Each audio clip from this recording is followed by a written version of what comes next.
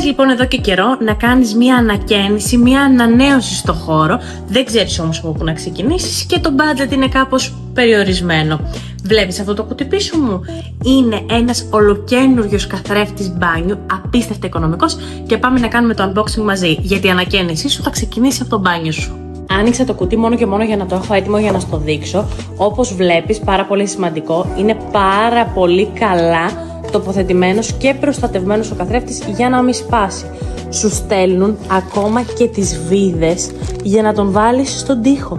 Συγγνώμη, αλλά αυτός δεν είναι καθρέφτης, είναι κόσμημα. Καταρχάς, κοίτα πόσο όμορφο σχήμα έχει.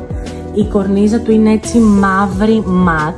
Έχει το φως περιμετρικά του καθρέφτη, το οποίο μπορείς να το ρυθμίσεις με τα κουμπιά εδώ, τα οποία εκτός από αφής είναι και αδιάβροχα, και μπορείς να ρυθμίσεις και το χρώμα του φωτισμού. Επίσης έχει και αντιθαμβωτική λειτουργία για να ξεθολώνει ο καθρέφτης μετά τον ντουζ. Αυτός λοιπόν από το στρογγυλό θα τον βρεις και σε ορθογώνιο αν έχεις μεγαλύτερο μπάνιο. Υπάρχουν λοιπόν δύο επιλογές για να μπορέσεις να το προσαρμόσεις και θα το βρεις και σε απίστευτα προνομιακή τιμή. Επίσης, να μην ξεχάσω να σου πω ότι ο καθρέφτης διαθέτει μπρίζα.